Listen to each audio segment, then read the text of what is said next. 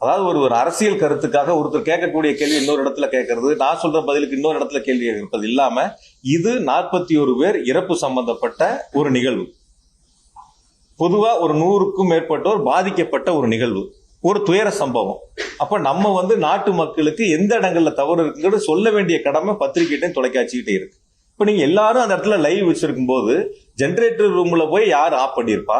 அந்த இடங்கள்ல நடக்கக்கூடிய இடங்கள்ல அப்படி இருக்கக்கூடிய ஒரு 10,000 பேரோ இல்ல 15,000 பேரோ 20,000 பேரோ 25,000 பேரோ இருக்கட்டும், அவ்வளவு பெரிய கூட்டங்களுக்குள்ள போய் நீங்க சொல்ற மாதிரி ஒருத்தரோ 5 பேரோ 10 பேரோ போய் அது மாதிரி ஒரு அசாதாரண சூழ்நிலை உருவாக்க முடியுமா? பிராக்டிகலா யோசிச்சுப்பார். இப்போ நீங்க ஒரு 30 பேருக்கு 50 பேர் பத்திரிகையாளர் இருக்கீங்க, ஒருத்தரோ 2 பேரோ ஒரு தவறான ஒருத்தர் உள்ள உங்ககிட்ட ஒரு கருத்தை பண்ணாருன்னா நீங்க அதை அனுமதிப்பீங்களா? பொதுவான ஒரு கேள்வி கேட்கணும், எப்படி அனுமதிப்பாங்க? இப்ப அந்த இடத்துல இருக்கக்கூடிய அவருடைய தொண்டர்கள் அந்த இடத்துல இருக்காங்க, அந்த கட்சியை சார்ந்தவங்க அங்க இருக்காங்க.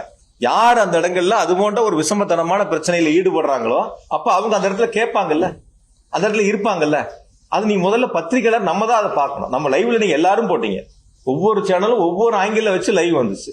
உள்ள வரும்போது அந்த ஜெனரேட்டர் அங்க யார் அந்த ஜெனரேட்டர் ஏற்பாடு பண்ணாங்களோ, இன்னும் கூட நான் விளக்கமா சொல்றேன், இந்த ஜெனரேட்டர் ஆஃப் ஆகும்போது கூட ஸ்ட்ரீட் லைட் ஆஃப் ஆகும்.